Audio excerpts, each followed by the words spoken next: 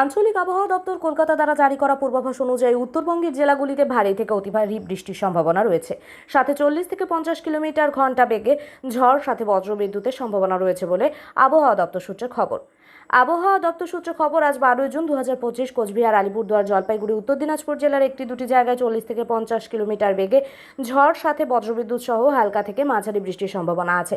আগামীকাল কোচবিহার, আলিপুরদুয়ার, জলপাইগুড়ি, উত্তর দিনাজপুর জেলার একটি দুটি জায়গায় 40 থেকে 50 কিলোমিটার বেগে ঝড় সাথে বজ্রবিদ্যুতের সম্ভাবনা আছে। এর সাথে জলপাইগুড়ি জেলার একটি দুটি জায়গায় ভারী বৃষ্টির সম্ভাবনা আছে।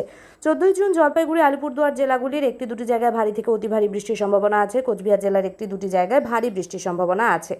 15 জুন কোচবিহার, আলিপুরদুয়ার, জলপাইগুড়ি জেলার একটি দুটি জায়গায় ভারী বৃষ্টির সম্ভাবনা আছে। মাত্রাতিরিক্ত গরমে অসুস্থতার সংখ্যা গত কয়েকদিন ধরে বৃদ্ধি পাচ্ছিল। একাধিক স্কুলে অসুস্থ হয়ে পড়েছে ছাত্রছাত্রীরা। এমন পরিস্থিতিতে রাজ্য শিক্ষা দপ্তরও বিদ্যালয়ে পঠন পাঠন বন্ধ রাখার সিদ্ধান্ত নিয়েছে। আগামী 2 দিন ছুটি ঘোষণা করেছে শিক্ষা দপ্তর।